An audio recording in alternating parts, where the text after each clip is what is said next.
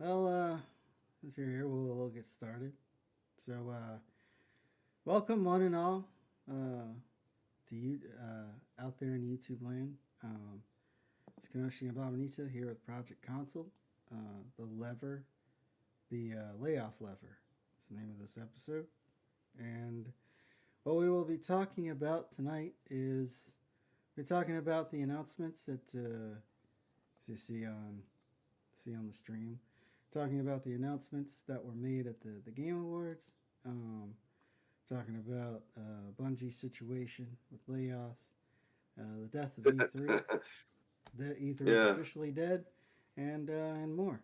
So, but before we jump right into our topics, like my panelist member to introduce himself. yeah, it's me, Mr. Red Fox, owner proprietor of BS Busters. It's good to be back on another podcast. Sorry if my voice is a little bit deeper than usual, but fighting off a cold. Unfortunately, you'll get my sexy voice for the entire podcast. Yeah, it's not, I see some people. It's that time of year. People will be getting sick. Hear a lot of seems like everywhere I turn, somebody's got a cold or something, or getting over a flu or whatever. I mean, luckily for me, when I get sick like this, as it progresses from like me coughing up stuff, it eventually towards the end just goes to my throat, and I just have sexy voice for a day, which is a good thing and a bad thing because if I talk to my girlfriend or friends with benefits, it helps. But I mean, you don't want to really do anything when you're sick like that, you know. Yeah, exactly, exactly. But in any case, we'll jump right into the Game Awards. We're not going to talk about the awards because who gives a shit about those? Do you care about the awards? Uh, I can say emphatically with complete and total certainty that not only do I not give a shit about the video game awards, but it makes me the video game awards makes me really. I remember when people said they wanted E3 to die, and I was like, think about what we are getting replaced with, and that's all I'm going to say. Yeah, I heard an interesting phrase. An interesting phrase. God punishes you for by giving you what you want, or another case, you know, people made their wish on a lucky, on not a lucky, but on a monkey's paw. Yeah, they got their wish, but it's not necessarily what they wanted. Um, you know, After what they did at the Game Awards, do you really want Jeff Keighley to run the show? oh hell no, Yeah, but hell, before we before we get into that discussion, you know, got to talk about the Game Awards. Yeah, yeah, let's talk about the announcements. Okay, so Capcom announced Monster Hunter Wilds coming 2025. So, uh, not really don't really care about it this makes some because people all happy. yeah. I mean, Um, the thing is, Monster Hunter has single-handedly is one of the major reasons that Capcom got some relevancy back. So yeah, you know, Mon- um, Monster Hunter has been a wild success for them, and yeah, I say I don't care about it. I'm not saying I don't think it's a bad game or anything. I'm just saying that it's not coming out for another year, and all they showed was like some concept stuff. Like they showed like yeah, dynamic weathers, and it was essentially just a concept trailer of what the game might be, and it's not coming out for like another year, possibly a year and a yeah, half. Who knows? yeah. So Um, like for me personally, uh, I just feel that like I'm happy for the people who are getting what they want. Me personally, it doesn't do anything for me because I'm not like the itch that is scratched by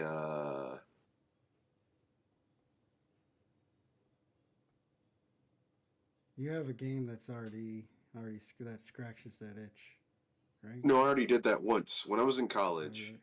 I what did I do? I played Fantasy Mm-hmm. Star Online, and Yeah. Fantasy Star Online is pretty much that same. It's the same gameplay loop as Monster Hunter, where you go into an area to farm enemies to get better stuff, to make better equipment, to farm stronger enemies, to do the same thing over and over and over again. Yeah. That's what Monster Hunter is. I've Yeah. already done that. Like when I was in college and shortly out of college, I literally did that to the point where Fantasy Star Online had a max time period that you could play it for, like, I want to say 999 hours. Yeah. I maxed that out in college, and I graduated college a year early. Yeah. Okay, so I've already gone down that road. I don't want to go down that road again. You know what I'm saying? Yeah. I just really, it's just there's certain things you just don't want to do over and over again. So for me, I just don't really want to go down that road, again. Some people, they're okay with it. They don't mind doing shit like that. For me, I'm not feeling it. You know what I mean? Yeah. Well, Hideo Kojima has announced his Xbox project OD, and apparently there's some sort of weird secret message in the trailer. I don't know. So we got to see Jeff Keighley make out with his good friend Hideo Kojima yet again. Yeah. I This is didn't. my friend. I'm like, I don't give a shit if it's your friend, Jeff. Yeah. Hideo Kojima's not my friend. Shit. Yeah. Leave me alone. Yeah. It's just another one of his wild projects. Probably no gameplay. It's just you know, just looks like people just talking. So this is Here's what I'm probably gonna not say, coming out and until 2026 or something. Jordan Peele is involved with it, which, I mean, I'm gonna say something, and some people are gonna get mad at me when I say this because reasons, but I think aside from Nope, um, I'm sorry, from Get Out, I don't Yeah. think uh, I don't think the stuff he's done since Get Out has been as good as Get Out. Like Nope was fine. A good 2/3 of Nope was a good movie. The other third was like, this is superfluous. I'm glad that Jordan Peele is doing different stuff so that you know I'm glad that Jordan Peele is doing different stuff and branching out because The hungry purple dinosaur we ate need the creativity. kind zingy fox, You know what I mean? the We jabbering need crab, people doing different types of movies. and the mad Everything whale, can't and be started the same bending. shit over and over and over again. But here's where I got to be like, but here's the big but. The but is uh,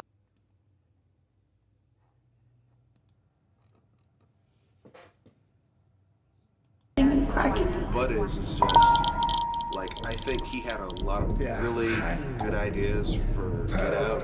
I think those same ideas weren't really well fox, used the for jabbering crab, and the mad whale, and started his other films. But I don't want. I do want him to continue to get some level of uh, him trying because let's keep it 100% here. We aren't getting that level of creativity from other mediums in Hollywood No. because Hollywood just keeps on doing iterations of the same shit. Everything has to be a franchise. Yeah. It's the reason why Godzilla minus one was such a big deal because like it was an iteration of a new franchise that had a budget of under 15 million that was well utilized versus the shit Yeah. we've been getting. It was a spit in the bucket compared to the amount of money that a lot of these big Hollywood movies were spending. Oh yeah, oh yeah. It's embarrassing. It makes what Hollywood did look really embarrassing. Yeah, Like really, really fucking embarrassing. yeah, yeah. I've seen like people review it, and this is like, or I've seen and nothing but praise for that movie. So hopefully it's a wake up call. But as we I think the Hollywood probably has a similar problem that other mediums have. They're not going to learn.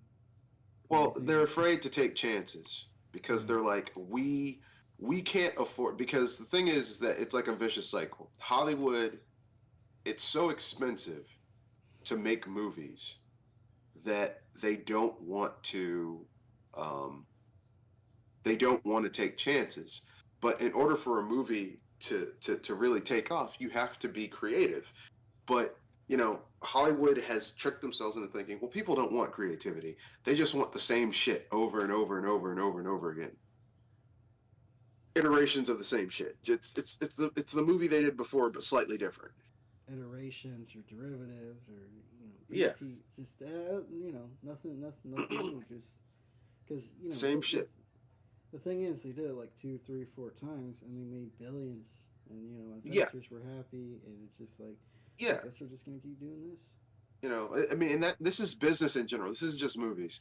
If and I've said this to people before, and there used to be someone who used to be on both of our channels who would get mad when I would say this. But the thing is that businesses aren't your friends.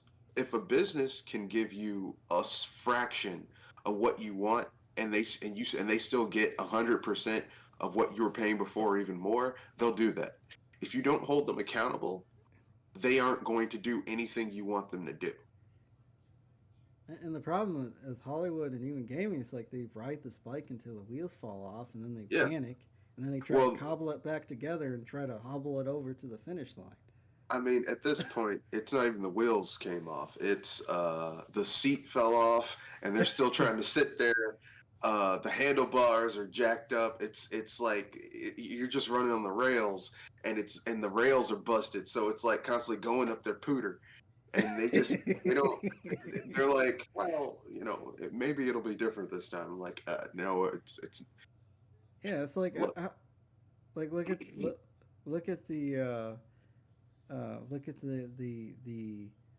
that Avatar game that came out. It's like oh yeah, it's just Far Cry Primal yeah, with the Navi. yeah, yeah. I mean, I knew when they said Ubisoft was making, I'm like, so it's going to be a Far Cry game set in the Pandora, whatever the fuck, Avatar universe. That's all it is. And that's what it was. Because Ubisoft can't make anything new these days. Everything is Far Cry or Assassin's Creed. Yeah. Even a game that I loved, which was uh, uh, Phoenix. I forgot the name of that game. Yeah, It was the game Phoenix Rising. Phoenix Rising, which was functionally, it was on the surface it appeared to be their take on Breath of the Wild, but that was the aesthetic of it and some of the gameplay design, like in terms of like how you traverse the world. But in terms of the actual gameplay, it was basically Assassin's Creed, Yeah. the new Yeah. ones, the ones that were more RPG-ish. Now, it did some things that I wish Breath of the Wild would have learned from, but they still haven't. Tears of the Kingdom or Breath of the Wild haven't learned from this. You didn't have degradable weapons. Um, your ability to fly in the game was actually far more enjoyable than the gliding they had in Breath of the Wild. Your weapons were more interesting in Phoenix Rising, Yeah. to me. I really would have loved for Ubisoft to do a sequel to that game, but they're like, no, we're not going to do a sequel because it wasn't that Phoenix Rising didn't make money. It didn't make enough money, and they were just like, we can't think of any good ideas for a sequel. I'm like, well, in the first game, you only did 4 of the Greek gods, so in the sequel, you would do the other 8. Yeah. That what is so hard about this? It's Like it, yeah, they wanted quintillions. They wanted buckets and buckets of cash just to be handed to yeah, them on the front doorstep. And this is not like a lot of people just don't realize that you know when you develop a new franchise, it it's not doesn't going to always take off take day off. one. Yeah. Yeah. Well, I mean, this is where we said this before. The fall of the middle market. No one wants to make middle market and lower budgeted stuff anymore. No one wants to keep their budgets in control. Everything has to be, this took us $100 million to make, $150 million to make, $200 million to make. And it's like, do you know how much, and that's just to make it. That's not including advertisements and delays and everything else. It's like, but once this game is shipped, this game is prohibitively expensive. It would have to sell unrealistically high amounts of units and DLC and season passes and all this other extra shit in order to turn a profit, and that's unrealistic. Like It's GTA, unrealistic. GTA 6 is probably, that game's gonna have to sell 250 million copies within the first week because of how much Well, the game costs. But I won't go that far, but GTA is an outlier because Rockstar GTA games have sold gangbusters ever since GTA 3. yeah, You're talking each iteration: GTA 3, Vice City, San Andreas, 4, 5, and 6 is probably going to do the same thing. yeah, The only GTA games that have not sold gangbusters was GTA Chinatown Wars because it was on the DS, and that was an audience that wasn't going to play a M-rated Grand Theft Auto game, especially when it was on a handheld, and it was a throwback to GTA 1 and 2. yeah, And the GTA, what was it? Definitive Edition was trilogy was also kind of underperformed because it was shit. yeah, It was absolute and complete shit.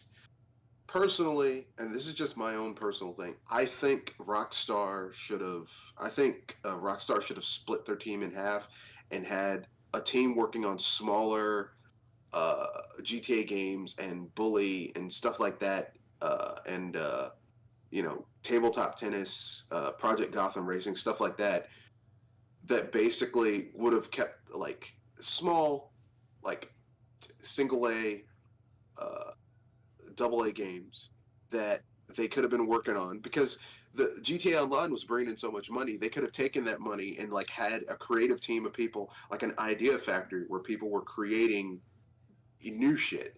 But yeah, Rockstar didn't want to do that. They had to have all hands on deck working on content for GTA Online, and they didn't want to hire people to do. They didn't want to hire people to deal with that.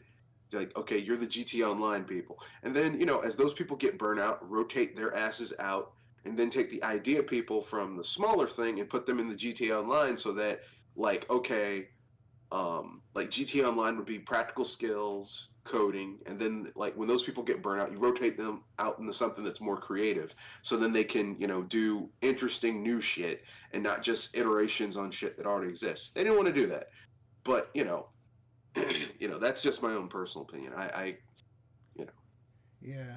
But gotta get through these announcements because yeah. there's a fair Sorry. amount of them. Okay, uh, let's get to it. all right. Well, there's really not much to talk about. The next announcement: Free God of War Ragnarok DLC. It's supposedly supposed to be like a gauntlet slash like uh, um, roguelike mode for the game. It came out today. Marvel's making a Blade game. Oh no, Marvel is licensing out Blade to Arcane Studios. So it's really not much to show. Again, it's just a CGI trailer. It's not even a concept trailer. It's just an announcement trailer. So really, it's really not much to see. That's coming out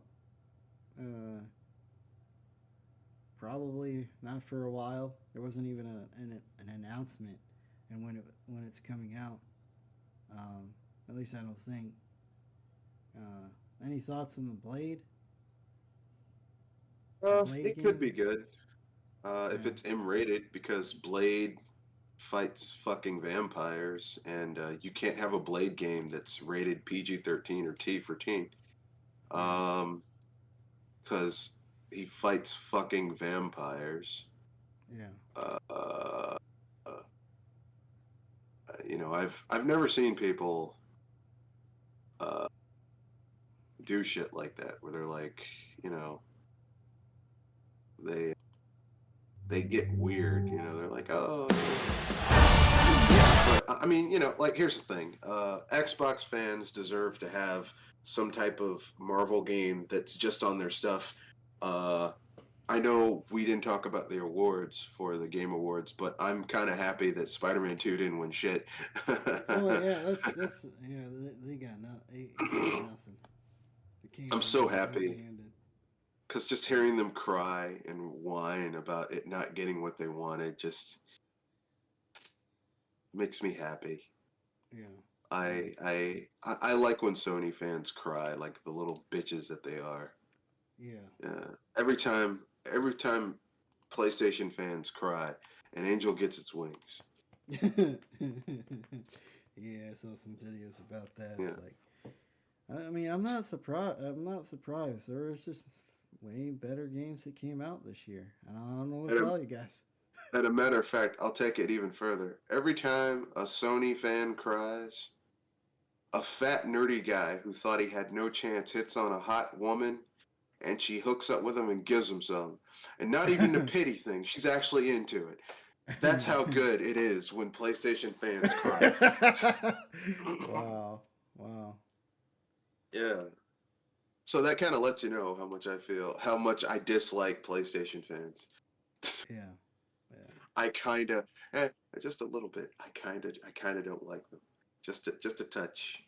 Just Yeah. a little bit. Just a touch. Just a tad. But yeah. Yeah. Sega made a whole bunch of announcements. Looks like. Yeah. And they were interesting announcements too.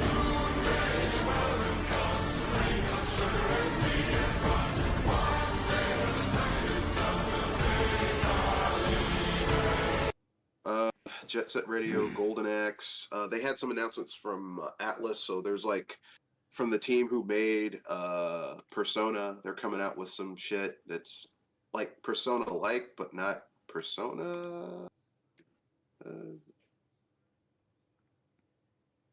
It's like Fantasia, something like that. Yeah, I'm not sure exactly. It's like Fantasia. Here, let me look it up.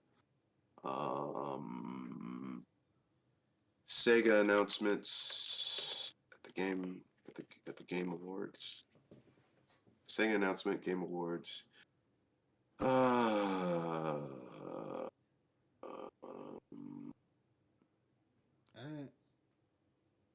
Okay, they announced 5 games in a minute and a half.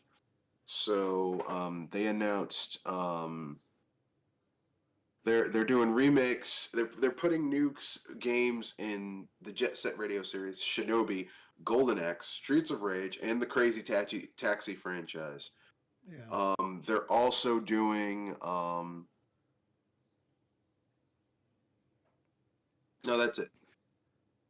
Yeah. Yeah. Yeah. So that's, if all you Sega fans who are like, man, when are we getting a new Jet Set Radio? When we're getting a new Shinobi? When we're getting a new Golden Axe? When we're getting a new Streets of Rage? When we're getting a new Crazy Taxi? Look, Sega heard you, and you got your Christmas gift early. You got to wait until next year, the year after, to get it, but they heard you. Finally, you're getting what you want. Now, remember, most of you Sega fans are a few years older than me. Maybe 2, 3, 4, 5 years. And it only took like 30-some years for you to get what you wanted. So, if you got enough patience, you'll eventually get what you want. Somebody theorized, like, what if they're super games like this, just this ability to cross over items to various different games. Essentially, if the games are good, a Sega type universe, but well, yeah, who knows? I mean, personally, I think the super game is either one of two things. It's either some meta game that goes across all their games in their series, where it's like some type of like you spend real money for fake money that you can then spend to get shit in the games, which I hope Sega doesn't do some stupid shit like that. Yeah. Or there's some other game they're working on that's just like they haven't announced yet. like some new IP, because these are all old games. These are all old franchises. Jet Set Radio is from the Dreamcast era. Shinobi is from their arcade game. Because remember, Shinobi was originally an arcade game.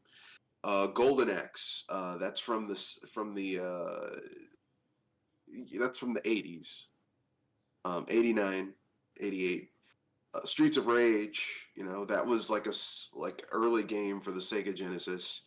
Crazy Taxi, was that originally an arcade game? Maybe, I don't know. It's either the Dreamcast or the arcade.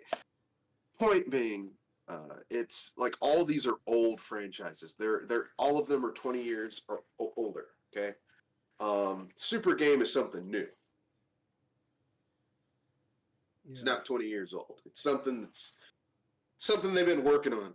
Personally, like I said, I think maybe their Super Game initiative probably began as some bullshit,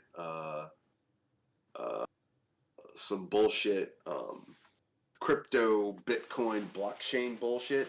And then when that imploded, they were like, oh, we spent all this money. Let's pivot that into something that people won't crucify us about. Yeah. Can I prove it? No. But, it makes sense. It's anecdotal at best. Let's see. Embark the Finals is available now. Let's take this to the track. My gaming chariot versus your... My motor compatible. All right. I don't know. I find that to be kind of a cool title, The Finals. I don't know what it's about. I've heard people talk about it. I think it's like But it sounds cool. Multiplayer game. Yeah, it sounds cool as fuck. Let's just keep it real. It sounds cool. Is it? I don't know, but shit sounds cool. Yeah. That's all I'm gonna say. I don't know. I don't know. I just work here. Who knows? Looks like a team-based first-person shooter. I'm not sure. I'll probably look in more of it. I think it might be free to play, but it looks pretty interesting. A lot of parkour stuff. Yeah. I'm at the point now where I'm just kind of like. The thing is like a lot of games, like this has been kind of a weird thing because the games I really give a shit about were announced before the Game Awards, like Dragon's Dogma 2. I already know that's coming out. Yeah. So, yeah,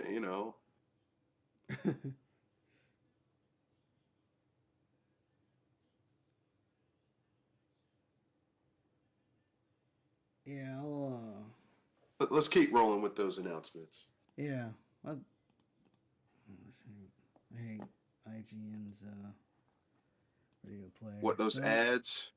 No, it's not just the ads. Their video player just doesn't work the same. Like with YouTube, you can double click, and it goes. And it just full goes. screen, Yeah. And then you can double click again and go out of full screen.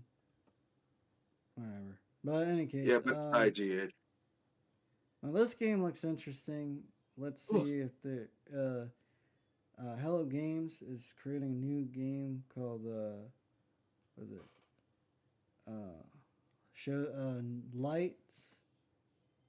Light No Fire.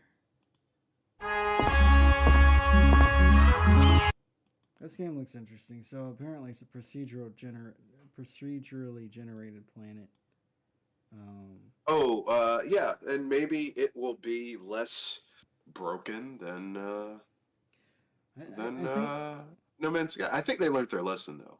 Hopefully, because like the fact that it's just based on just one planet, Yeah, will make things more seamless. yeah. Plus, they probably it's probably based on the same Engine technology. Yeah, it's probably based on the same technology, but they've probably already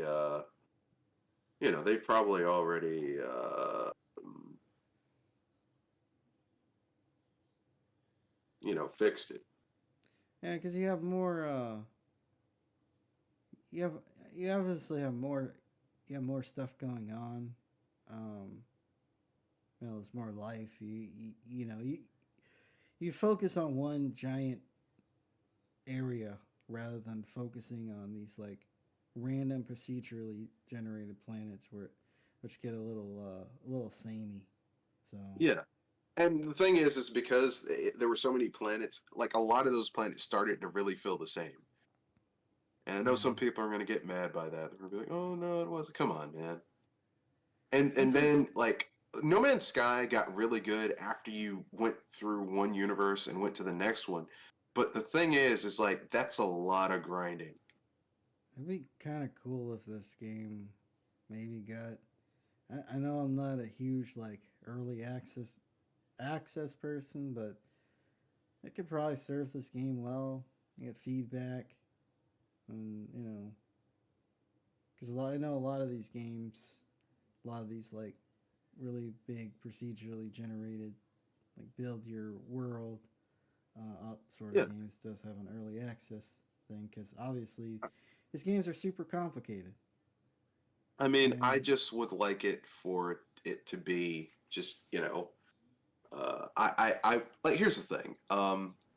No Man's Sky is one of the biggest comebacks we've seen in a long time. Like they legit came back from something I thought would have been insurmountable. They came back from it yeah, amazingly.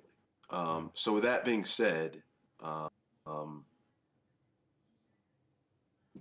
excuse me. From that being said, uh, I would like for them to continue on that streak. And now that they stumbled like that, they know what to do and what not to do. So I would be excited to see what they do because No Man's Sky was this sci-fi uh, epic, basically, that got good after you was like 30, 40 hours in. The game really opened up after you beat it once. Went to the center of that galaxy and then went to a new galaxy. It was like, oh shit, that's amazing. I would love to see what they do in a fantastical world, which is what this game is. Now, is it going to be good? I don't know, but I like to see what they're working with. You know what I'm saying? yeah,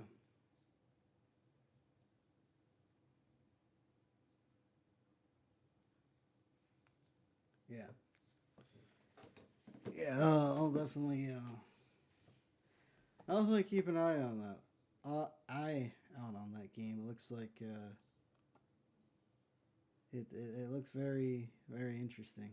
Uh, but anyway, next game announcement. Final Fantasy 16 DLC announced. Yeah. Okay. Yeah, but That's the funny thing about it is they. So I was watching a video, like a news, gaming news channel that I watch, um, and yeah. one of the things that was announced by Yoshi P is that you might not want to use a traditional spinning hard drive. This game is only gonna function. This game will function better with an SSD. And the host asked if anybody still uses a mechanical hard drive, and part of me was like, yeah, because high capacity M.2 drives and even SSDs are still kind of expensive compared They're to. about 50 to 60% more expensive than a large capacity hard drive. Yeah, Plus, you're getting less storage. So, like, I think the highest you can get right now commercially, that's like within most people's price range, is 8 to 12 terabyte for M.2. yeah, And for that size, you need to have enough space uh, in your in your case to also have a heatsink because at that size and for the amount of uh, access that's going on over the bus uh, to that particular component, it's gonna be hot. So you need a heat sink on that. Plus, you need a good cooling for the case. Uh, Let me put it this way: if you're getting this on the PS5, your shit's gonna get hot. yeah. It's gonna get hot as fuck. I don't know what else to say about it. It's gonna be hot as shit. I don't know. I don't know what else to tell you. It's gonna be hot. I mean, I can still get. I mean, you know, you can get a 4 terabyte M.2 for 214, which is cheaper than a 12 Yes, terabyte that HDD hard drive, but the HDD hard drive has bigger capacity. Just these exactly, games aren't exactly. getting smaller. Yeah, and plus, like, here's the thing: you're not. That's not the only fucking game you're gonna have on your SSD. Yeah, and how That's big? not the only game. Now, if that was the only game, if you only had like 3 or 4 large 120 gig games on your SSD, but let's keep it real. Most people have more than 1 or 2 large games on their SSD. They've got like their SSD is used for a lot of shit, not just 1 or 2 things. So that's where I kind of am like, okay, it's the use case, the end use case scenario is unrealistic for these people, and that's where I have a problem with space, and SSD prices are going up again Yeah, because they're using that memory in some graphics cards at this point. and the thing is, I looked up the file size of Final Fantasy 16. It's like it's 90 gigs. Yeah, Plus, that's without updates and that's probably without updates and it's the base game. DLC. The base Yeah, game, you download it, you know. it's 90 gigs, and it's just like these games aren't getting any smaller unless unless M.2 is coming down in price significantly within the next few years and at larger capacities. Then I was gonna still keep using a spinning disk drive just because again larger capacities and the load times, contrary to popular belief, aren't nearly as atrocious as you think they would be. I So think some games, you're right. Like if you're playing a game that is from like 5 years ago or older, or like a small indie game or something like that. But there are some games where you can literally see the difference. oh You yeah, can for see sure. where, oh yeah, this needs to be like, for me. I have everything in my I have uh, 3 M.2 drives in my gaming PC. One is 4 gigs, and the other 2 are 8 gigs each. And I got mine on sale, and they were the best I could get on sale. It was a Prime Day sale. I got 2 for 300, and they were 8 gigs, and the read was 600. The write, no, the read was 7,000, and the write was 6,000. That's the best I could get. Yeah, And that, I mean, I've noticed the difference. There are games where if I was playing it on a hard drive, I'd be fucked. yeah. There's videos I've rendered, like rendered videos, render so much faster with an SSD than a hard drive. Oh yeah, it is. It is. It definitely has an advantage. There's a couple of games I have on my M.2 drive, but it's just like we've been through the song and dance before with Ratchet and Clank. I was just all only through the Yeah, power but of the SSD, I mean, and then let's keep that 100%. That was Sony lying. yeah, And no one should be surprised that Sony lied, because that's what Sony does. They lie. They wanted to sell PlayStation 5s. yeah, And that's why they're so mad that that's why they're so pissed that that's why Jim whatever his name left. yeah, yeah, yeah. Cuz, when they saw that shit that what's his name, that uh fuck that they get to buy, that they're buying ABK, that was the end of it. Yeah. That was it was like, well, your ass is fine. You had one job, Jim. One job. You had one job, Jim, and you couldn't even do that. You had one job, Jim. You fucked up, Jim. But He's dead, Jim. Rise of the Robin gets a 2020.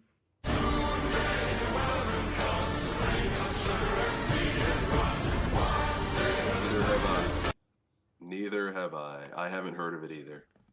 Yeah. The problem is that a lot of games get announced, and the video game award. The problem with the video game awards is that the video game awards is one Oh no, big. it's not. No, not Rise of. I read that wrong. It's Rise of the Ronin. This game. Oh, looks Rise of the pretty Ronin. Oh yeah, I have heard of that. cool. Sorry, Yeah, this I've game, heard Rise of the Ronin. This game looks pretty interesting. Yeah, it's basically kind of like it's like a shinobi slash forget. It's like Japanese style something. Forgot. Yeah, It it's seemed like interesting. like a fantasy Japanese game, kind of sort of based off actual history, but obviously with the fictionalized elements and whatnot. So If you like Yeah. Japanese style culture, then this is good for you. yeah, Which I do. I'm a bit partial to Japanese culture. Yeah, yeah. This looks pretty good. And it comes out in a few months, so.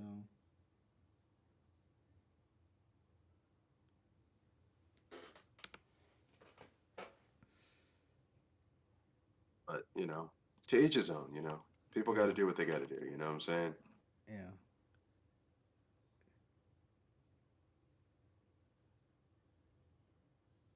Well, in any case, let's see. Skull and Bones release reveal a game. Well, people did ask for it when it was Assassin's Creed Rogue, Yeah. where you were just a Assassin's pirate. Creed 4. It was Assassin's Yeah. Creed 4, yeah. Yeah. Well, wasn't Rogue the one where it was just like you were just on a pirate? 4 had that, but then they made a whole game where you were just a pirate who also was an assassin. Like that was the thing. And then like people were like they're like, well, they're doing Skull and Bones, and then they showed off beta footage of the game, and they're like, so you have a pirate game where you don't actually get to board other ships, and you can't go on land to pirate shit, and it's just ship to ship combat. That's it. I mean, we already have this game. It's called World of Warships. Like, Yeah, basically. Except it's a higher budget World of Warships. World of Warships is a mobile game. Yeah. It's some basic bitch shit. This is supposed to be like, this game has they spent hundreds of millions of dollars on this game. Yeah, it has to come out because they have an obligation with Singapore, I guess, or something. They're indebted. Well, they to took a something. lot of tax dollars from Singapore. Yeah. Like a lot of tax dollars from Singapore. Like, this game has to come out or they got to pay all that money back. That's what this is. This is a shit or get off the pot moment. Yeah. It's like, hey man, you got to shit or get off the pot. What are you gonna do? Yeah. New game from the Life is Strange people. Last Records.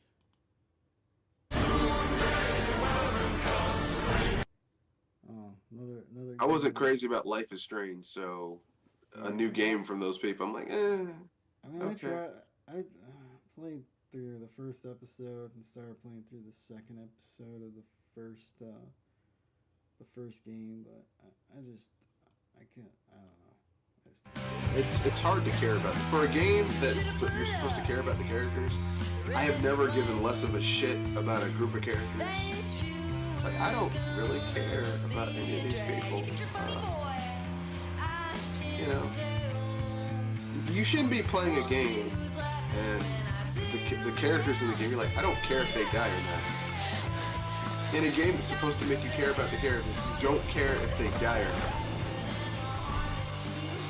Like, the worst thing than hating a character is complete apathy, and that's how I felt about those games. Like, I don't really give a shit either way. To be honest with you.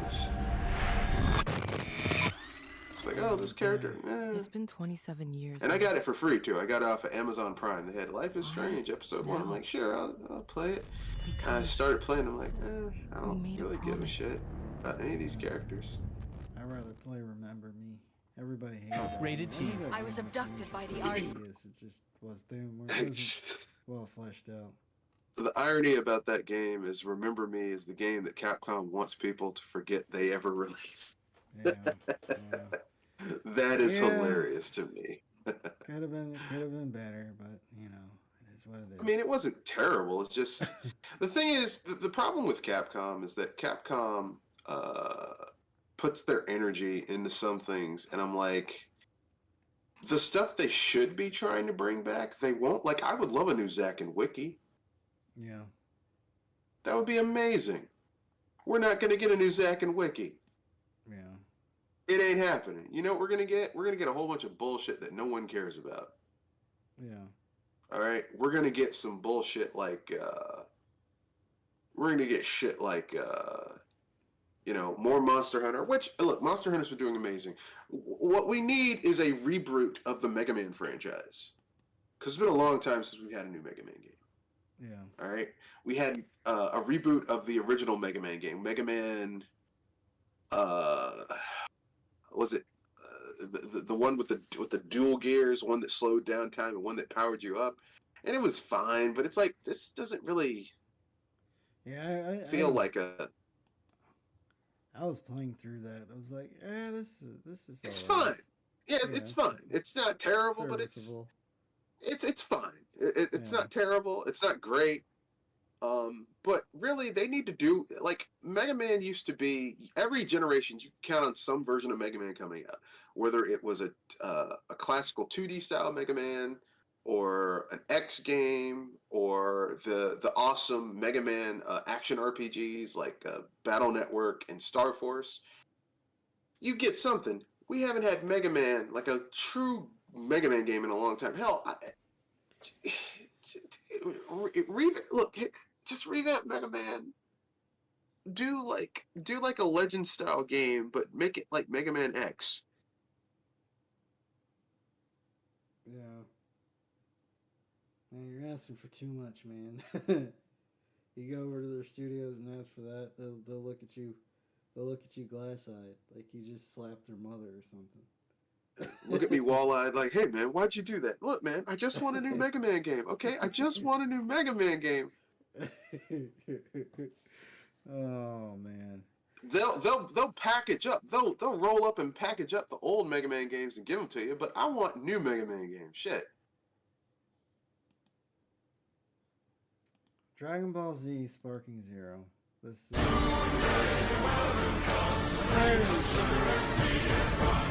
games.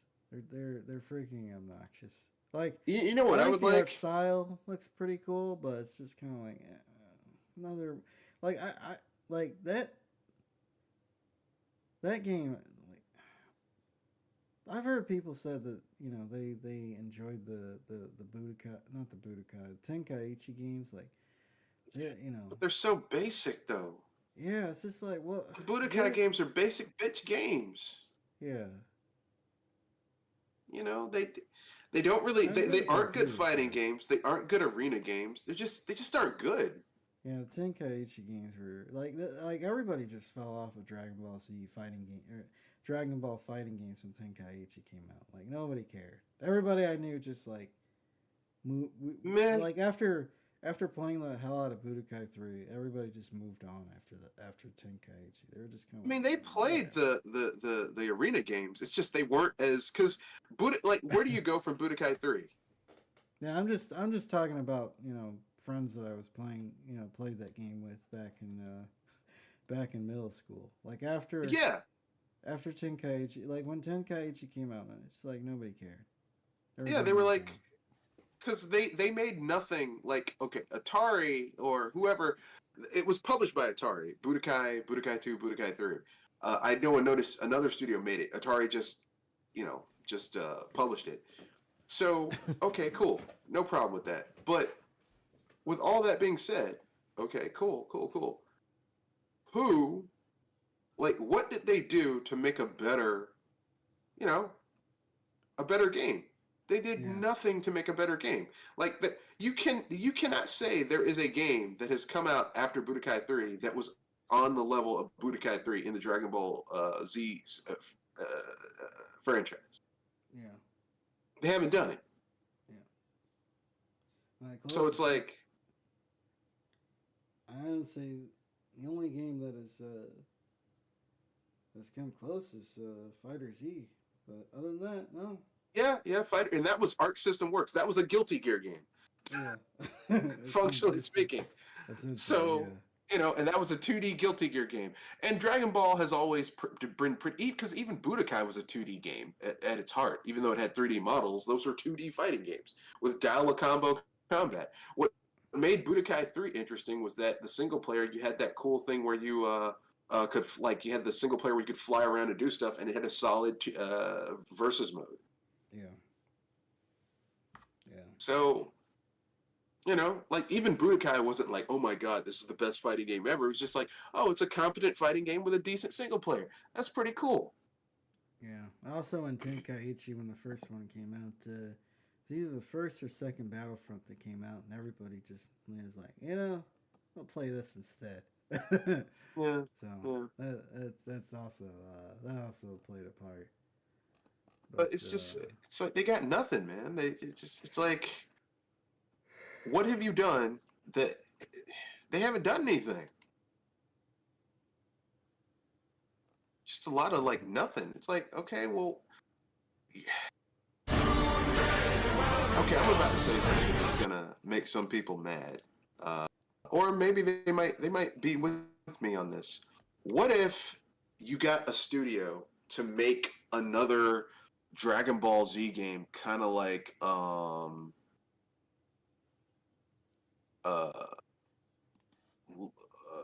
Legacy of Goku? Yeah.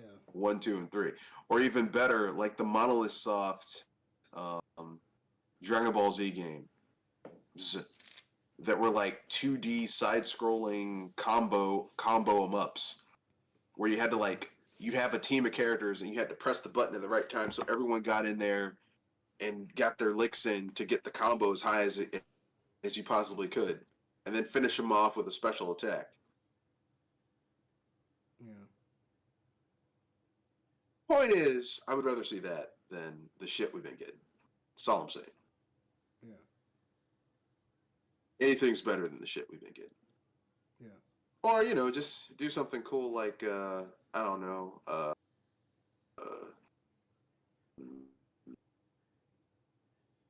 okay, do an alternate reality Dragon Ball Z game where you got stuff like, I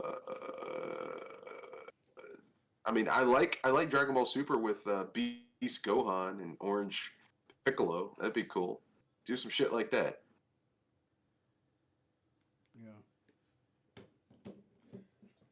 But they ain't doing that, so fuck it. So, Ori developers are working on a new game called No Rest for the Wicked. That looked cool. Yeah, so it's probably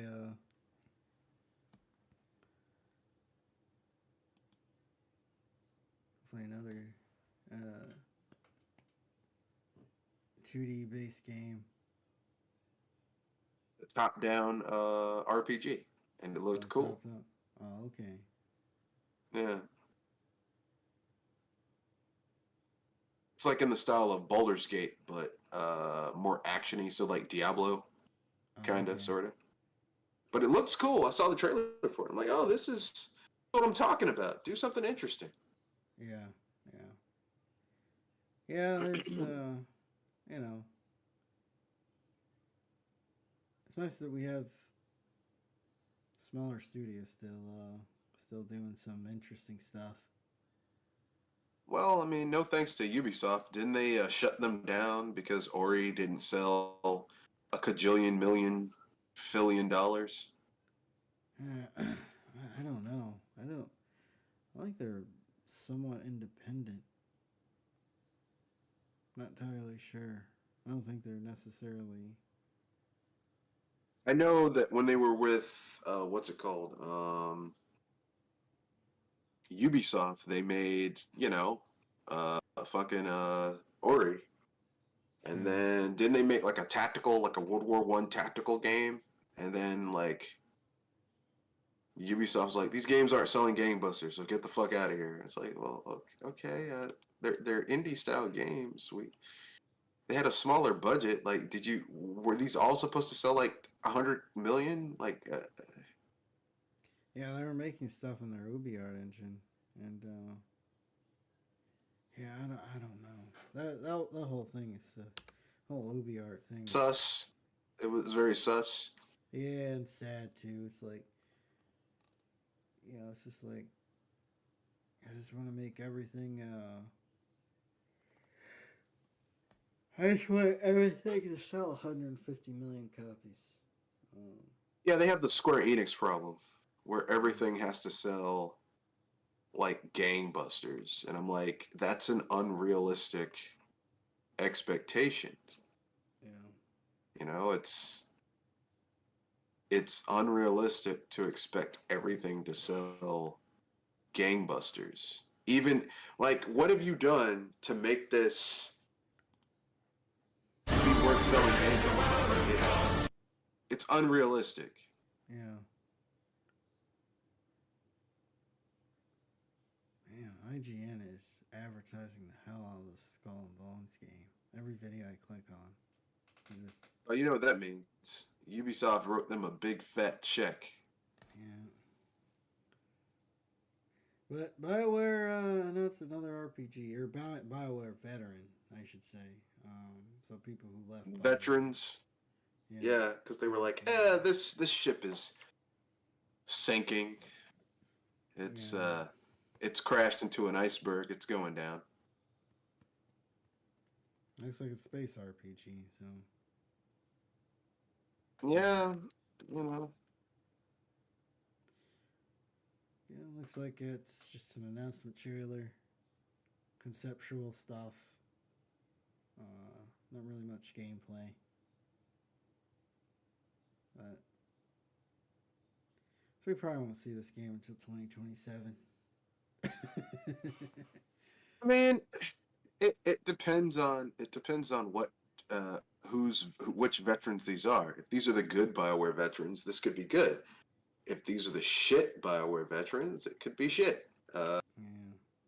The thing is that these are people who left, because typically speaking, when you have a studio that was hemorrhaging people at the rate that BioWare was hemorrhaging people, the best people left. So if these are people who left, these probably are the most talented people who left. The ones who stayed were the ones who were too scared to go out there and try something different. Yeah. So who's to say, this could be good? Yeah. Yeah. Just gotta wait and see what happens. Yeah, I would love for it to be good, because I mean, we haven't had a proper BioWare style game in a long, long, long, long time. Yeah. And the title, I guess. Okay. Oh, we do get a little bit of gameplay. So this game is further away. I was just expecting a CGI trailer, but looks like we do get a bit more gameplay. Yeah. So it's about time that we get some good, high quality.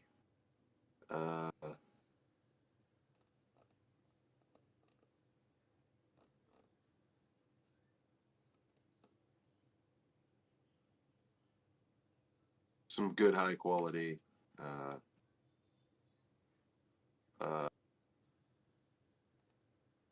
BioWare style RPG, because we haven't gotten it for a long time.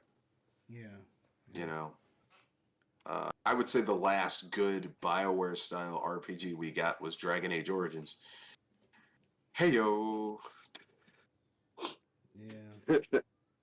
because Dragon Age 2 and Dragon Age Inquisition were hot buttered ass, and I mean, I'm gonna say this right now. Dragon Age Mass Effect 2 is an action game with RPG elements. Mass Effect 3 is just straight up an action game. That's all it is. Mass Effect 4 is trash. And I'm not too enthusiastic about Mass Effect 5. Some people are going to get mad by that, but I'm not exactly like, oh, this is going to be amazing. I'm like, eh. Probably not. You know, Okay. because their last few games have been shit. Like Mass Effect 3 was like the first half of that game was pretty good. The last half was trash, and 50% of a good game, with the other 50% being shit, means it's not a good game. Yeah. Because if you had a test and you only got 50% of it right, you still got an F. Yeah. Yeah. It means you only understand half of the information on the test. Okay. Yeah. So, you know, You know, let's just get that shit out the way. You know? and everybody was so disappointed by that game. What, Mass Effect 3? Yeah. Yeah, because it was bad. Yeah. And we should have known Mass Effect 3 was going to be bad because they came out with Dragon Age 2 like 6 months before Mass Effect 3, and I'm like, there is no way that this game is going to be good, because if you had people that should have been working on this game working on Mass Effect 3 and Dragon Age 2 is this broken and this rushed and these many shortcuts were taken, I'm like, yeah, both these games are fucked. Yeah. Not to mention the writers were the only ones. They didn't have anybody. They didn't have any editors really. So. What, they had no one saying, okay, this makes sense, change this. Not really. They were just in the room by themselves, just Flying by the seat of their pants, huh? No oversight. Yeah. Yeah. Yeah, I believe that. So apparently, the people who made the Untitled Goose Game is making a game called Big Walk.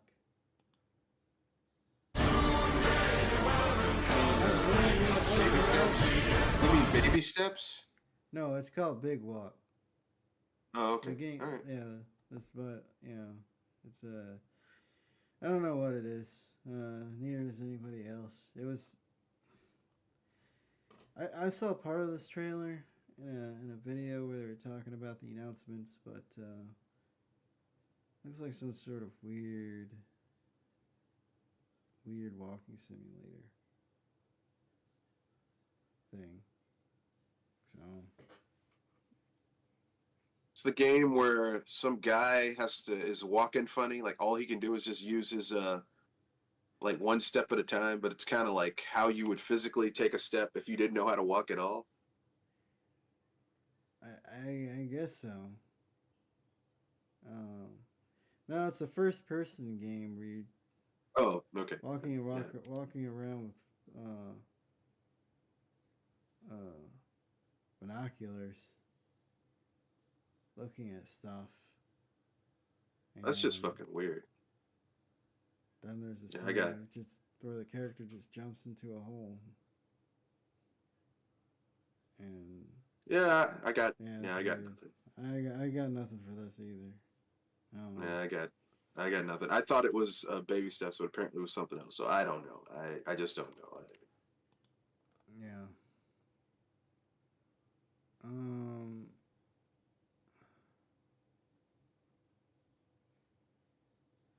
Let's see. I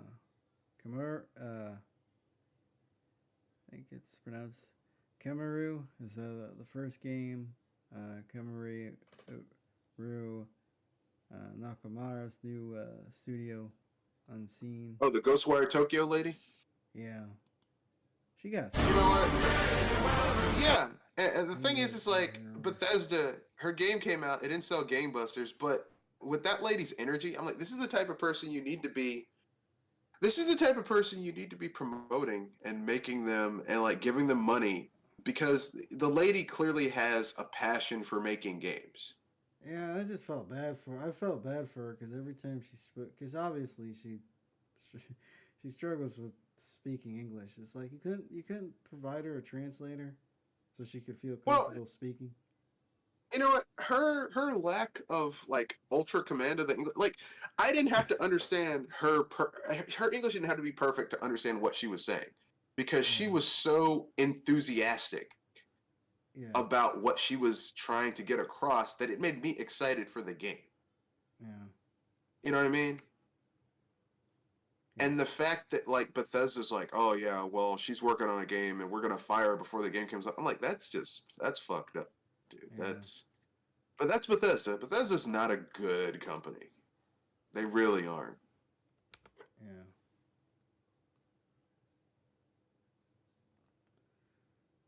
Yeah. You know, people keep on messing up with it. Oh no, Bethesda. Bethesda's not your friend.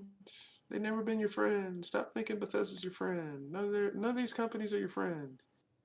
They want your money and nothing else. And then there's Dead by Daylight sign off revealed. Um, it's a it is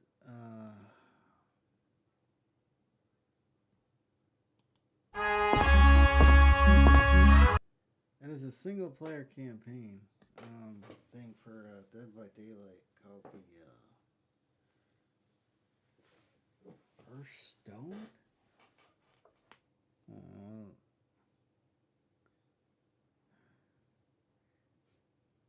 There's really not much about it. It's just really an announcement trailer for a Dead by Daylight spinoff.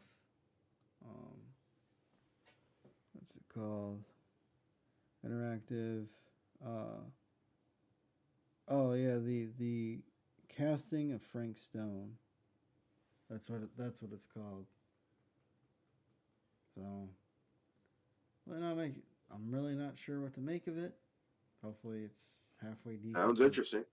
Yes. Like I said, it sounds interesting.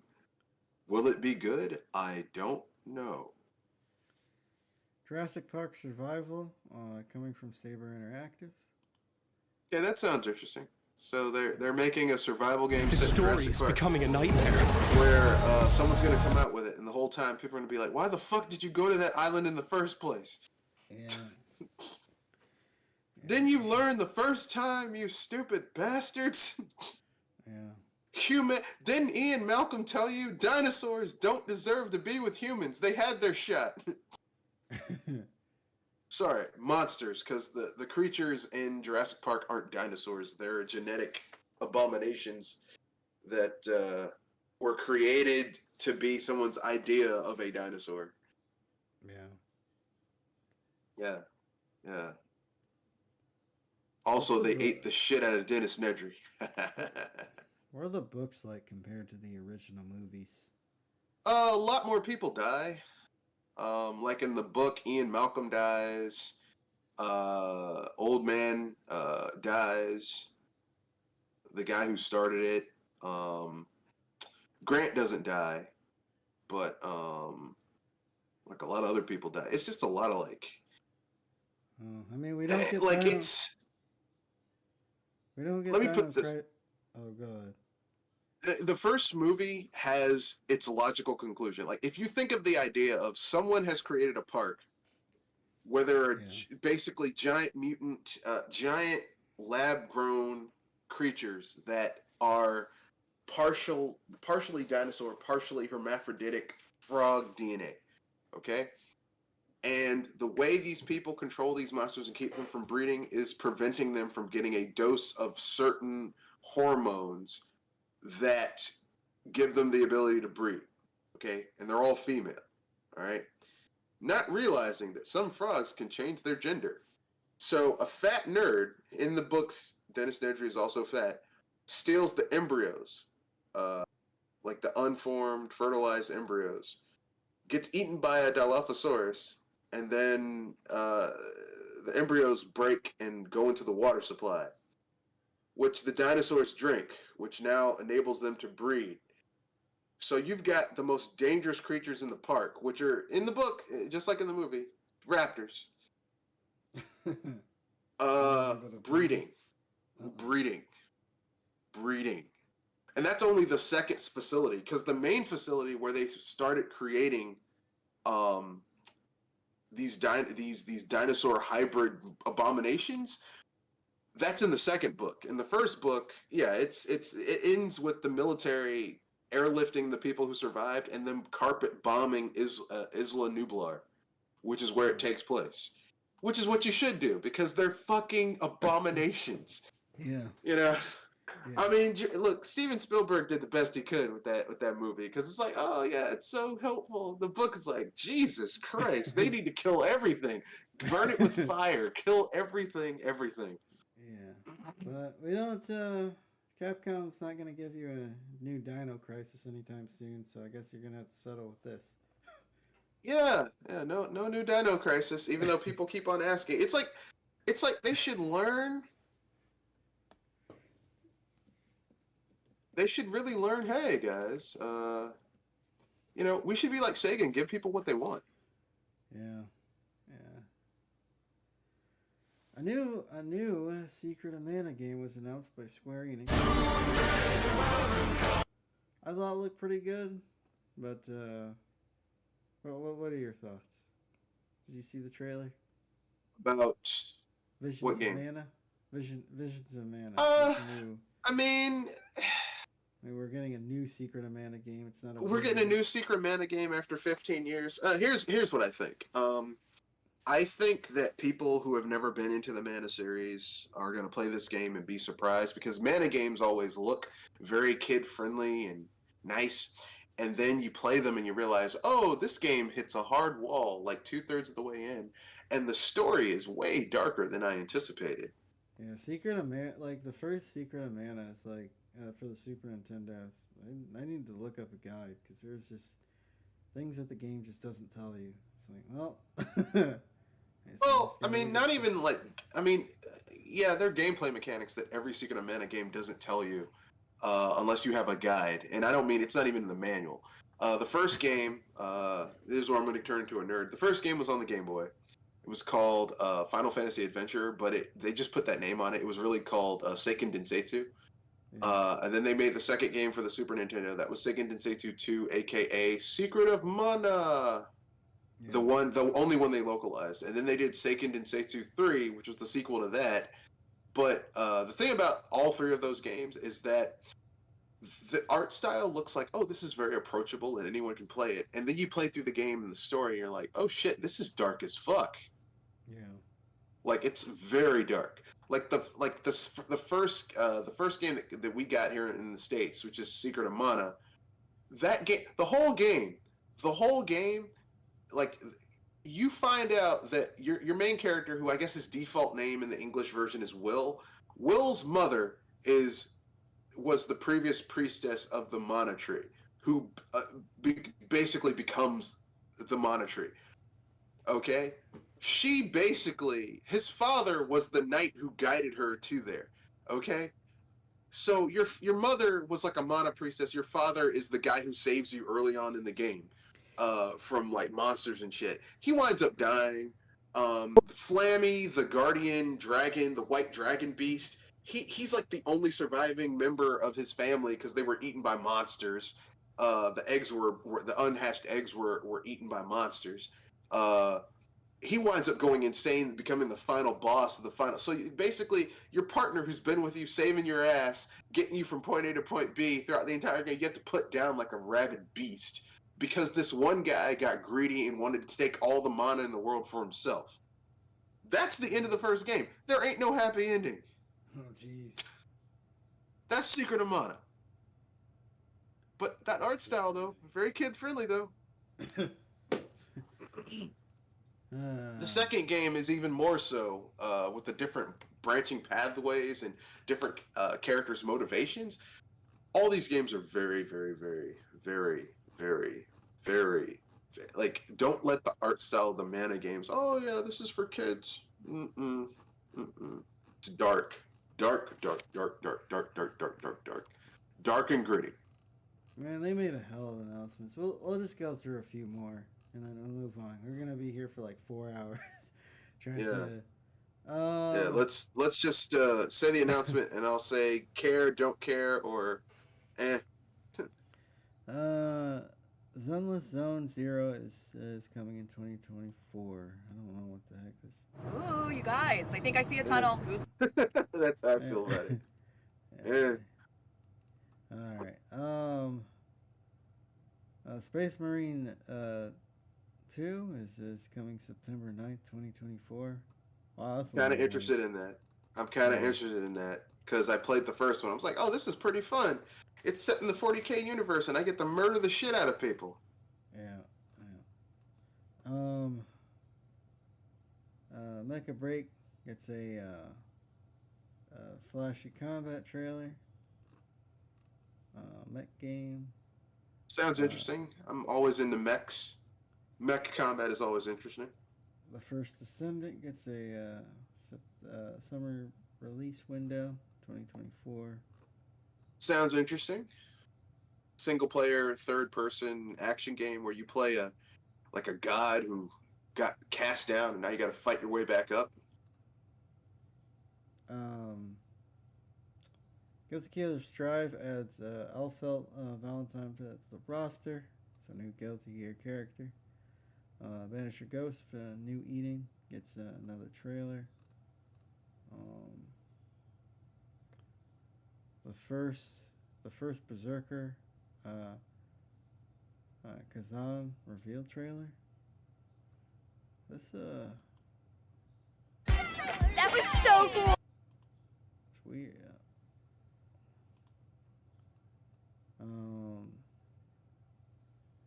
Supernatural action adventure. Usual Jones revealed. Man, they announced a lot. They announced a shit ton of stuff.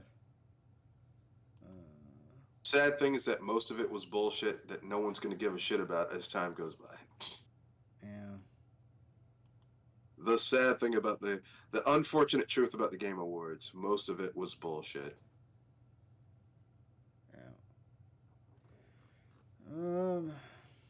The inconvenient truth of the Game Awards.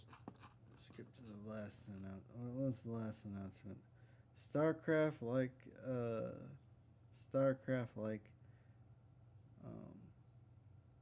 Stormgate gets a new gameplay trailer.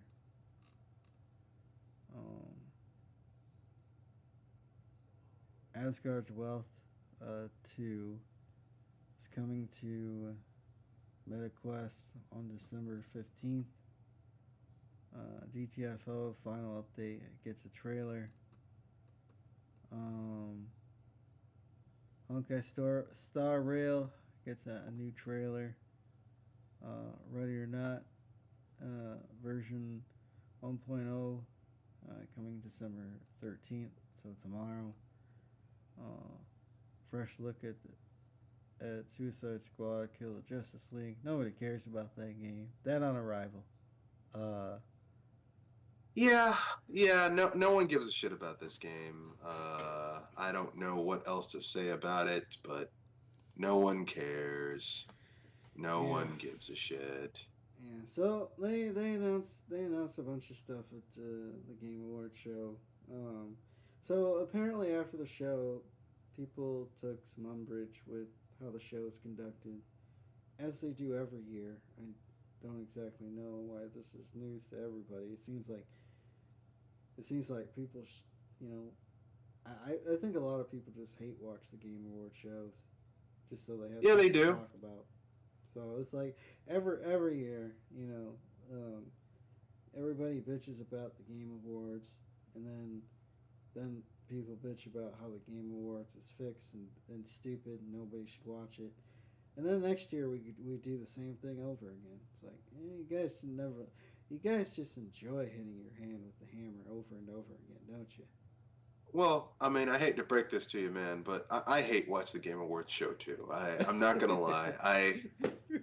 When I used to watch it, I would hate watch it because it's just kind of fun hating on the Game Awards because it's so contemptible. It's shit. Yeah. It's total and complete shit.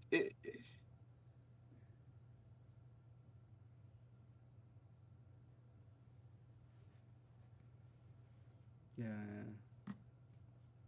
Have you ever seen something that was so bad?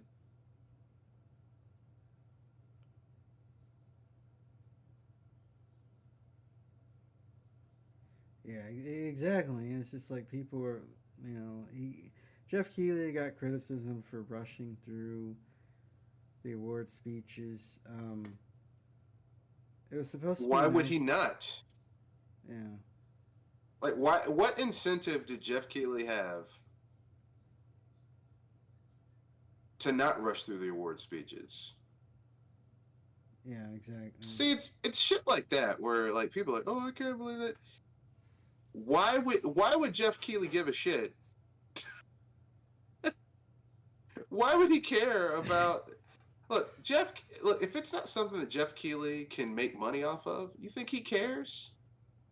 Yeah, I mean this whole Game Awards shit, and and like the Summer's Game Fest, it's just nothing but a hardcore grift. Apparently, the guy he used to work at G4 at one point. Apparently he was a pain in the ass to work with. So I don't know how he got as far as he did, but whatever. Because Jeff Keighley knows the right people to. Jeff Keighley knows the right people to. He knows whose ass to kiss. All right. Yeah. Yeah, exactly.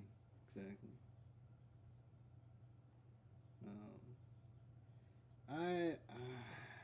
Let's see. Yeah, so people were mad about that. And as we said earlier, Sony fanboys were crying and shitting and pissing their pants because Spider-Man didn't win nothing. Actually, Yeah, Hi-Fi Rush walked away with an award, and they were dunking on that game all year. Hi-Fi Rush deserved it. You want to know why? Because Hi-Fi Rush was an innovative game. I'm going to say something that's going to make Sony fans cry and maybe piss themselves a little bit. Spider-Man, Insomniac Spider-Man 1 and 2 are functionally just Amazing Spider-Man 2. Sorry, Spider-Man 2 from back in the day, from the 6th gen, just with better graphics and better combat. There's nothing innovative about your fucking game. Yeah, exactly. Yeah. Also, since Insomniac is now pivoting towards really building their entire game around Miles Morales, I'm going to let you in a little secret about Miles Morales. He's a fucking shitty character. Yeah. Right? Miles Morales is shit.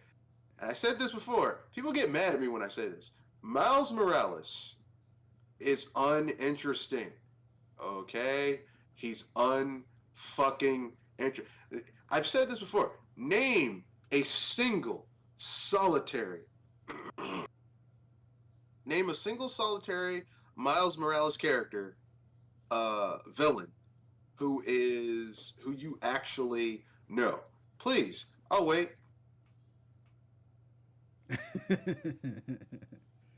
Name a Miles Morales villain. You can't do it. I know why? Because Miles Morales is fucking. He's poorly written, poorly realized. All right. No one gives a shit. Yeah. Okay.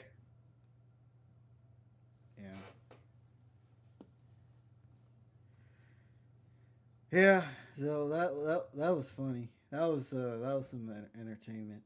At least I got out of the Game Awards, and some of the announcements were fairly solid too. But I don't know. Yeah, hearing look the Sony fans crying about it every year. Even though I hate the Video Game Awards, every year something happens that just kind of makes me smile just a little bit because I'm a troll. And when someone does something that if someone who I think is a little too full of themselves, yeah, then I like seeing them get brought down a notch or two. Because sometimes people gotta pay, I just find it hilarious that they were taking massive. I'm not a big Microsoft fan, but they were taking massive dumps on Microsoft throughout this whole year, and when it came to the Game Awards, they might have not come home with the Game of the Year, They did come home. Yeah, with but they got something. something. Well, you got nothing. Didn't Starfield win one thing, and didn't Hi-Fi Rush, which is another Bethesda game, win something? So Bethesda won some shit. Yeah. ZeniMax and Bethesda won some shit, and by proxy, Microsoft. Sony didn't win. Sony won fuck all or nothing. And you know what? They deserve it. Cause look, listen. They're building like Spider-Man 2 had some really good ideas. I liked how they basically showed that Kraven's a piece of shit. I'm like, yeah, because Craven is a piece of shit. Like, stop trying to make. Oh no, he's a fucking he's a big game hunter who goes around. He's like, look, I've hunted all the wild animals that are dangerous. Now I'm going to hunt Spider-Man. That's his big thing. That's all he does. Yeah. You know, there's a comic book run where Craven, Madam Craven, and Craven's little followers like attacked Spider-Woman and killed like a lot of other spider people in Spider-Man's home. And Spider-Man, like, look, he finally got tired of fucking around, and he used his, because Spider-Man's powers is he can grab anything, and his grip will never relinquish. He grabbed Madam Craven's face and ripped her face off. Damn. And you know what Craven did? He snapped her neck because he was like, well, it's too late for you. I can't save you. Wow. Craven, this is not a nice character. This is not a villain. He's not a anti-hero. He's a fucking villain. Man, I didn't know. I didn't know Spider-Man comics get gory. Well, this like the thing about Spider-Man is that it's one of those runs where this didn't really happen because it's not like part of the main thing, but it was a run where that shit happened, and it's pretty interesting. My point behind all this is just simply say this, and yet they want to make a move. They never mind. I'm not going to get into it, but basically, they're building it all around Miles Morales, who is uninteresting as fuck. I know everyone's like, well, Into the Spider-Verse. Okay. I reiterate, name a single Miles Morales villain that is notable, who is not also a Spider-Man villain. Can't do it. Name a single interesting thing about Miles Morales, aside from the fact that he's the first, he's a Spider-Man character who is black and Puerto Rican.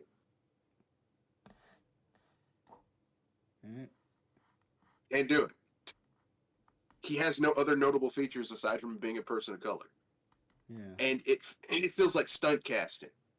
Now, I'll give him credit, how they made him into Ultimate, like, because basically they split the Spider-Man brand into two things, where there's Ultimate Spider-Man and, like, the main Spider-Man comics, Amazing Spider-Man, Uncanny Spider-Man, and, like, basically Ultimate Spider-Man died, and Miles Morales in that universe took up the mantle because he was in the Ultimate Universe, and then they canceled the Ultimate Universe and folded Ultimate Spider-Man Miles Morales into the main line universe. And I'm like, that's cool and all, but we have like, why would I want bootleg Spider-Man when I got real Peter Parker over here? Because that's what Miles Morales feels like. He feels like bootleg Spider-Man. It's like, oh well, why do you want that old shit? Because it's Coca-Cola Classic. I prefer Coca-Cola, but you can have New Coke. Yeah, but I'd rather have Coca-Cola Classic. But we got the New Coke. It's got caramel in it. I don't really give a shit. Anyway, seeing Sony fans lose their shit and cry and bitch and moan and shit themselves, that made me a little happy. Actually, that made me very, very happy. I like when Sony fans cry. I said this before. Every time a Sony fan cries, an angel gets its wings. Yeah. Congrats to Baldur's Gate winning Game of the Year. Definitely. Yeah. I think we suspected. We were like, it's either going to be Baldur's Gate or Legend of Zelda.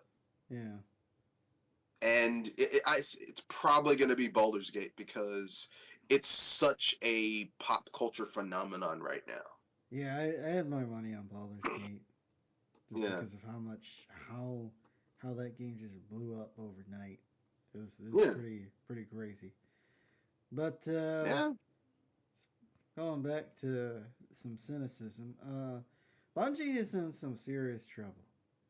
Yeah, Yeah, you may see they so- if shit doesn't turn around, you could even say they might even be fucked.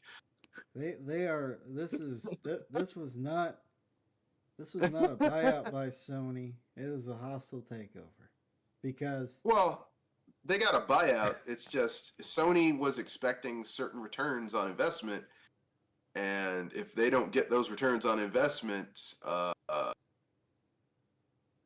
some people are fucked.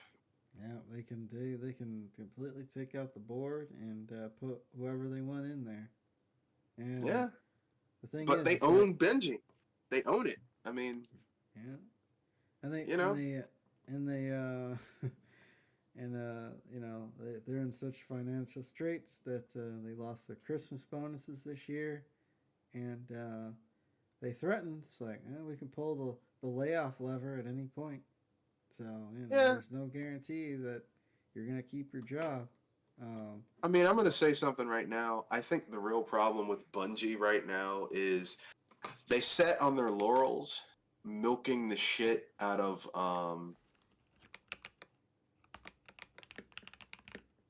They sat on their laurels, milking the shit out of uh, Destiny and Destiny yeah, 2. yeah, And they didn't spend, like, they didn't realize that you also have to do other shit too, yeah. and not just put Well, everything on one or two properties. everybody's trying to be Rockstar and Nintendo. Although Well, Nintendo's they still they, up they, there. they want to be Fortnite. They want to be Fortnite because that's That's it. functionally Yeah, what they were trying to. Like, well, we want to be Destiny. Destiny was one of them. We want to be Destiny and Fortnite. Well, the problem is that Destiny's fucking up right now. yeah, You know, Destiny. I'm sorry, not Destiny. Fortnite. Fortnite. We already heard that thing where Fortnite is like a very boom or bust. yeah, Boom and bust all the time. Like they'll drop some new shit and they'll have a boom. And then what'll happen is after about a month, it'll go crashing again. They don't have a sustained user model. yeah,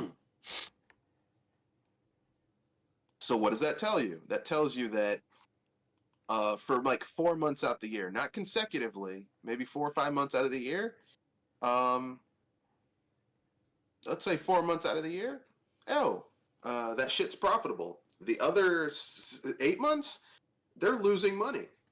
yeah, And Fortnite is their most profitable. Fortnite is what makes them money, yeah. and that shit's not really profitable. So that tells you something. Yeah. I don't know what it says, but it tells you something. I mean, I guess the big thing is, I mean, shit, what's going on? What's happening here? After the final shape comes out, I think you're going to see a lot of people leave.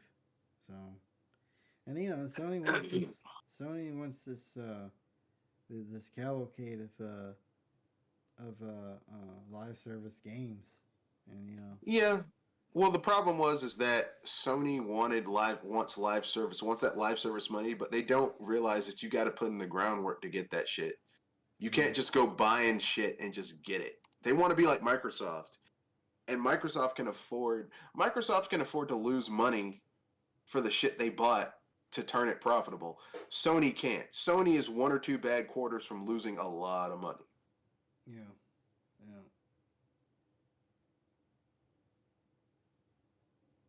yeah. Well, this will be the last topic for tonight because Yep. announcement Yep. stuff went Yep. further. EA died. Sorry, E3 died. E3, yeah, E3 died. E3 died. E3 died. So for those of you who were like, yeah, we won, we didn't win shit because the thing that's replacing E3 is the Game Awards with fucking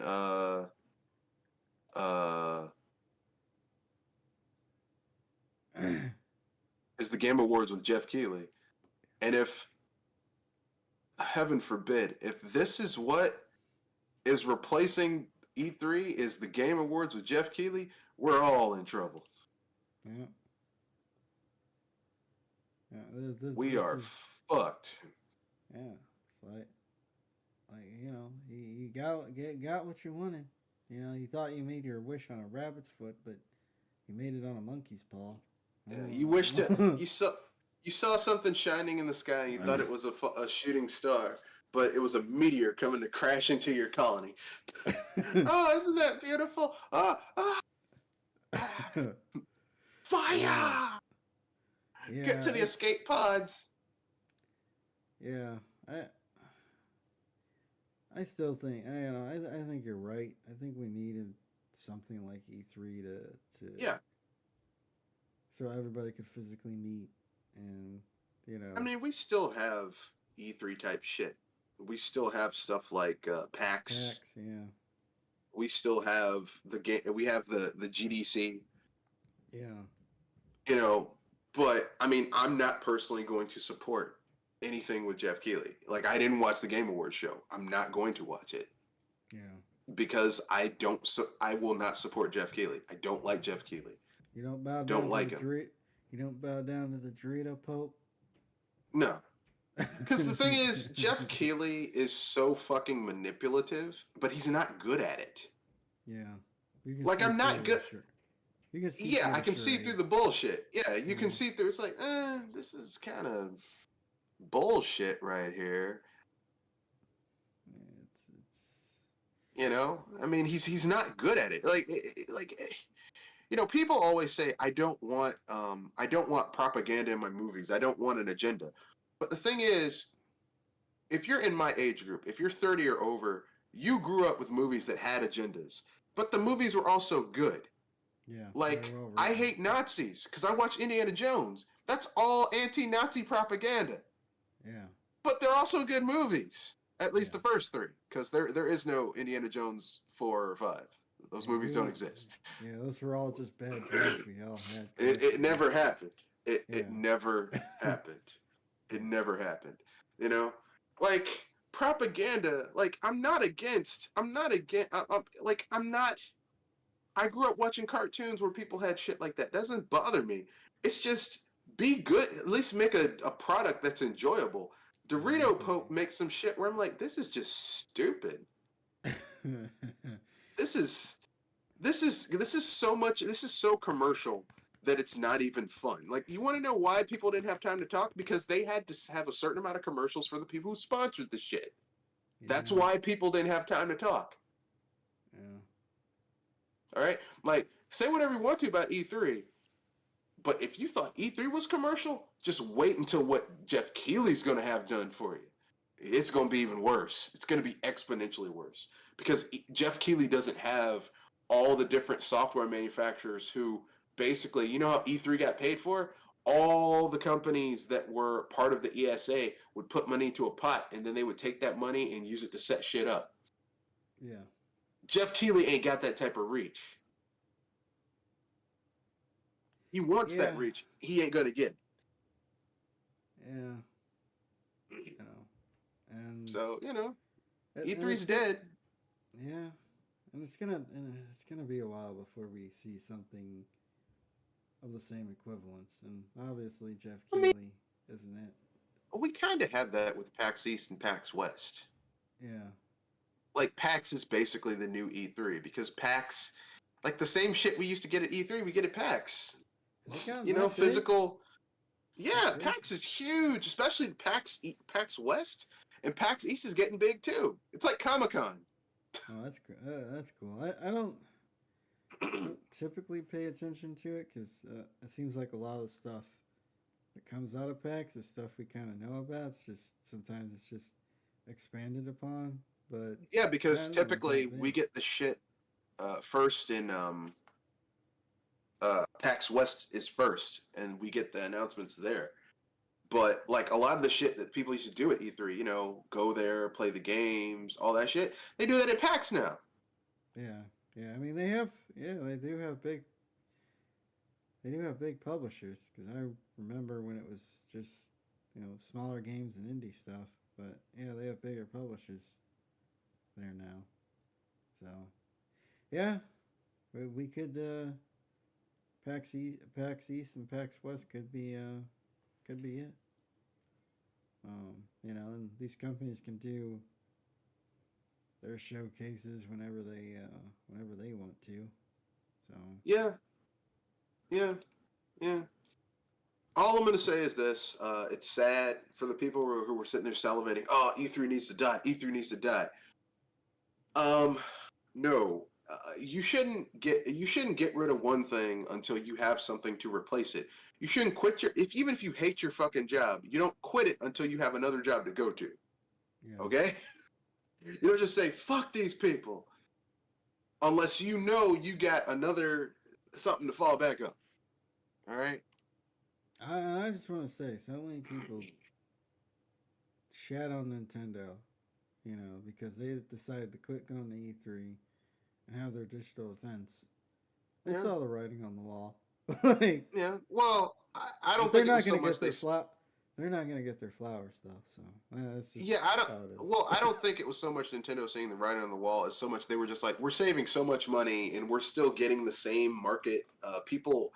The same people are hearing about our shit, maybe even more by us doing our own thing, and us just having a cursory presence at E3. So why the fuck should we spend all that money and get? Because remember, most of the time when Nintendo went to E3, even when the Wii was out and they were fucking dominating at E3 in terms of like the games that were coming to their system and sales for their system, and between the Wii and the DS, and yet they got shit on by all the media outlets at E3. Remember?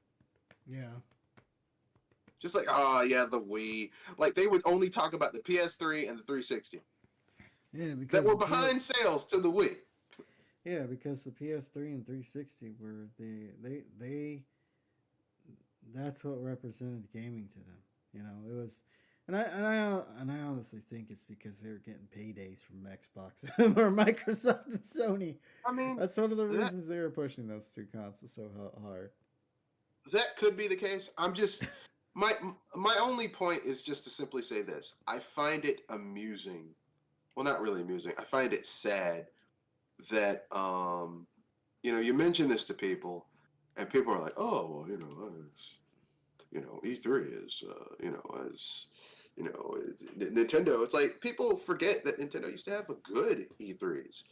Uh, they remember the bad shit. They don't remember the good shit. Or when Nintendo was fucking dominating in sales and everything that was coming to their system, and no one said shit. They were like, "Oh well, Nintendo." What about that Sony though? Or when Sony was fucking floundering with the PS3, floundering, fucking floundering. No one said a word. The amount of price cuts and features that they stripped out of the console to make it more affordable. Oh. Yeah. And the wrong things like, oh, you could have Blu-ray just for a few years for streaming to become a thing. Where Blu-ray, who the fuck needs a Blu-ray player when you can pay $15 a month and have access to thousands of hours of content, more than you could ever have just a physical media. More than most people could afford. It's like, okay, all right. Like, even if you're a wealthy person and you could afford that many Blu-rays, okay, cool. Where are you going to have space for all that shit? Yeah. Even if you had a mansion, you couldn't fit all the space.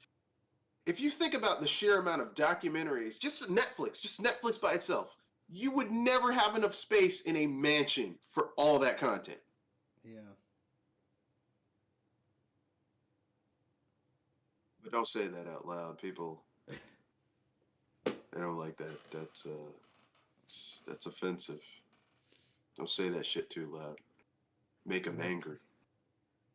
But yeah, E3's dead. It's gonna be interesting to see what happens next. See who The replacement. The replacement. Come on, man. We all know Dorito Pope is the replacement of E3. And we are fucked if Jeff Keighley's shit is the replacement for E3 because Jeff Keighley has not shown himself to be a good steward of anything involved with gaming. Yeah. Like he's not someone I would trust to walk my dog, much less be in charge of making gaming interesting.